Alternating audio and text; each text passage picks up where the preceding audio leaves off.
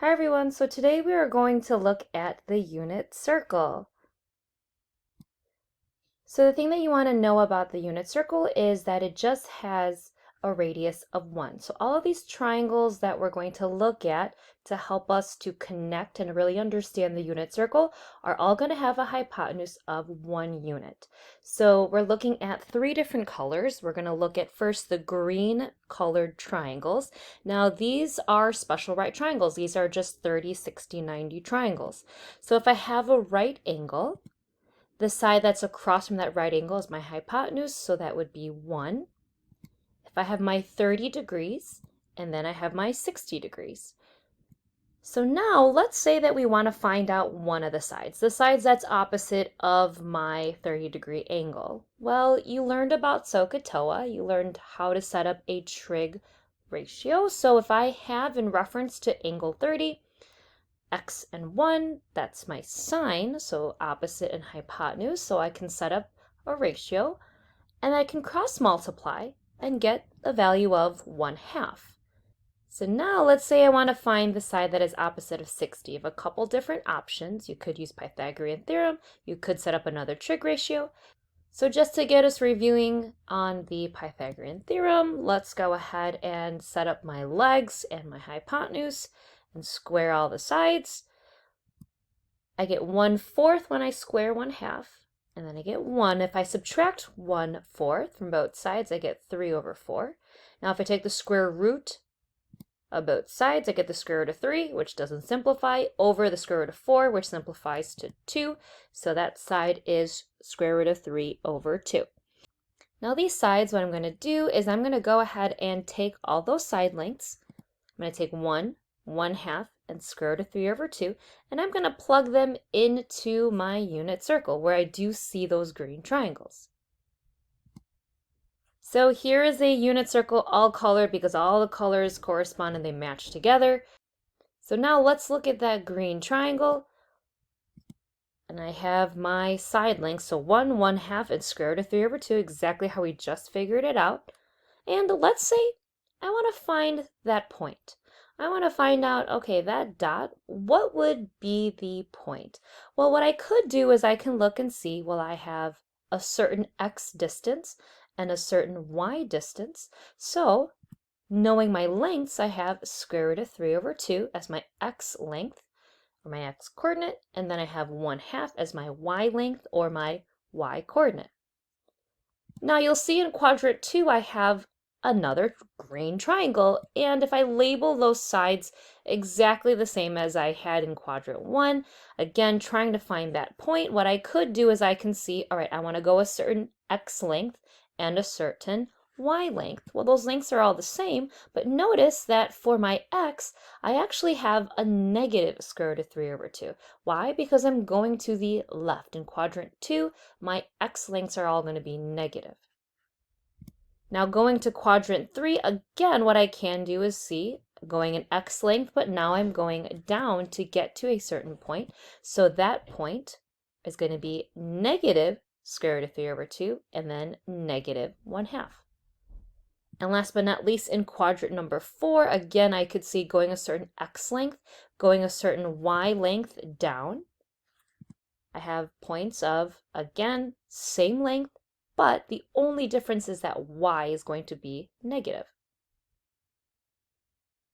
So now looking at my angles. So let's say I want to find out how big this angle is. Starting with my positive x-axis, well, I know that that angle was 30 degrees, so I know that the measurement of that angle was 30 degrees.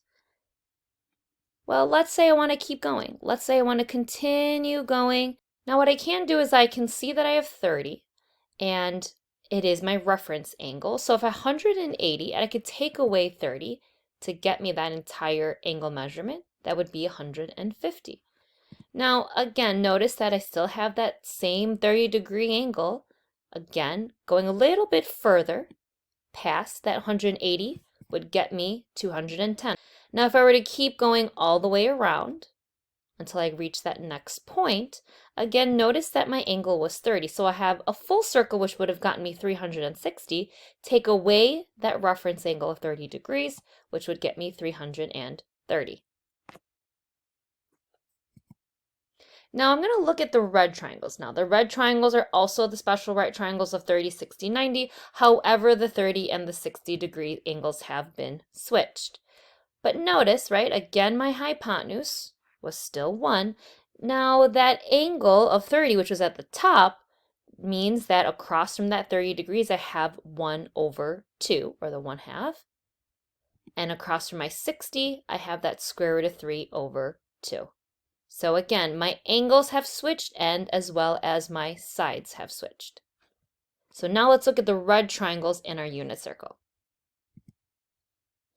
So here I have my first red triangle in quadrant 1. Again, if I were to label my sides, again, trying to find that particular point gets me a certain x distance with a certain y distance to get me that point, which would have gotten me 1/2 and square root of 3 over 2. In quadrant 2, notice I can keep continuing this pattern. I can see I have a certain x distance and a certain y distance, which would match what I had in quadrant number 1 to get to that point, which would get me a negative 1/2 and a positive square root of 3 over 2. In quadrant 3, my triangle has now just flipped over my x-axis. Getting to that point, I have negative and negative for both of the x and y values. And in quadrant number 4, I still had that triangle. Getting to that point, I want to know what's the coordinate. 1/2 and then a negative square root of 3 over 2. Now what you'll notice is that, remember, I had 60 degrees. I had 30 degrees before in the green, but now I have 60 degrees. So let's figure out what would that angle measurement be. That would be 60. Again, my reference angle of 60, I would keep on going, and I would get 120. So now what I can do is I could see that I have 180. I could take away and subtract that reference angle to get me 120. Now I'm going to keep on going as I continue to that third point. And again, reference angle of 60. Here's 180. I continue, I add 60 degrees now. That gets me 240. Continuing on, 60 degrees. This full circle would have been 360. Taking away that reference angle of 60 degrees in my triangle would have gotten me 300. Now we're going to look at the yellow triangles. Now the yellow triangles still special right triangles, but these are 45, 45, 90 triangles. So again, you'll see that I have a right angle and then both of my other angles are now 45. Now, if my hypotenuse is 1, remember all these triangles always had a hypotenuse of 1 because my unit circle had a radius of 1, I can find out my two sides. Now, if I had a 45, 45, 90 triangle, that means I technically have an isosceles triangle, which means both of my side lengths or my legs are actually going to be the same. So I could do Pythagorean theorem to figure out what my x would equal. So I would have 2 of x squares, and I could divide by 2. And taking the square root, I would have the square root of 1, which is just 1, and the square root of 2, which is the square root of 2. Now, I will have to rationalize that denominator, so multiplying the top and the bottom by the square root of 2, which simplifies to square root of 2 over 2. So both of those x's, both of the legs, are the square root of 2 over 2.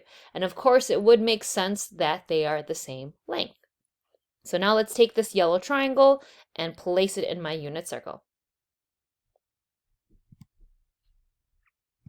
So here is my yellow triangle. I have square root of 2 over 2 is my legs, and then 1 is my hypotenuse. Again, trying to find that x distance and that y distance to figure out what would be the coordinates of this point.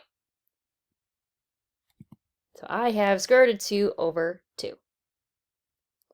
In quadrant 2, yellow, trying to get a certain x distance and a certain y distance to get to this point. Now I am going a negative x distance and a positive y distance. In quadrant 3, again, negative x distance, but a negative y distance to get to this point, which would have been both my x's and y being negatives. And in quadrant number 4, going a positive x distance and a negative y distance, I would have gotten square root of 2 over 2. and then a negative square root of 2 over 2. Now, my triangles all have a reference angle of 45 going all the way around. So if I want to figure out 0 to this point, that would be a 45 degree. If I were to continue to figure out what the yellow degree would be in quadrant 2, here's 180. Take away that 45, which is the reference angle, is 135. If I continue going to that next yellow triangle in quadrant 3, again, reference angle is 45. 180 plus 45 is 225. Continuing on all the way to quadrant number 4, reference angle of 45. Going full circle is 360. Take away 45, which is 315. So now we're going to look at the blue circles. We don't have any blue triangles, but these blue circles are actually the axes. So if I were to start from the middle and then again go to the end, that is a radius, so a radius of 1, I can figure out what this point would be. I go an x distance, but I don't go up, so I don't have a y distance, so it's 1, 0. If I go up to that point, I don't go left or right for the x, I just go up a positive y distance, so 0, 1.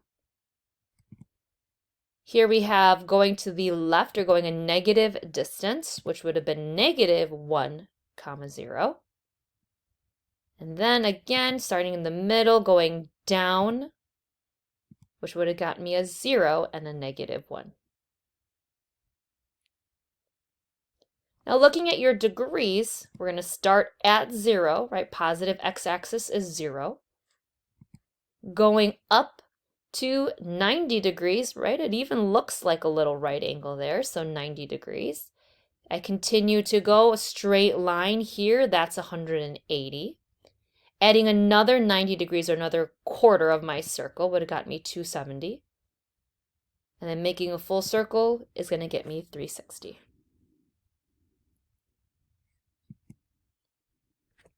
Now here are some hints to help you memorize the ordered pairs.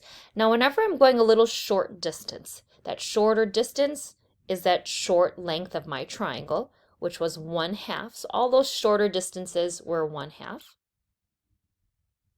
Any of the middle distance, which was the yellow triangles for the 45 degrees, those were all square root of 2 over 2. And any type of long distance was the square root of 3 over 2. Notice they're all over 2. And any axis distance that you had was always 1. That was the radius of 1. And then just don't forget about the signs. Depending on which quadrant you are in, x's and y's could either be positive or negative. Now, when you're finding different angle measurements, it's really just counting. So today we only looked at the degrees. We'll have another video going over radians. But today, when you're looking at degrees, starting at the positive x-axis, all we're really doing is counting up by 30s. So with my green and then with my red circles, all I did was count up by 30 degrees, so 30 to 60. I skipped the yellow or the middle angles, but I also included the axis. So it's 30 and then 60 and then 90. And then anytime you are looking at the middle angles, we are counting up by 45s. So that was the yellow triangle. So 45 and also include the axes. So 45 to 90 to 135 to 180. And then when you have negative angles, you just do the same thing actually, except you just go in the opposite direction. So for negative angles, remember we're going down and around in my unit circle, and I am just going clockwise in that direction. So some things for you to remember, you can always find everything in your unit circle with patterns and with counting. And don't forget that the axes lengths are always going to be 1. Now I hope you found this video helpful and you're able to understand the unit circle a little bit better. Thanks for watching and have a great day.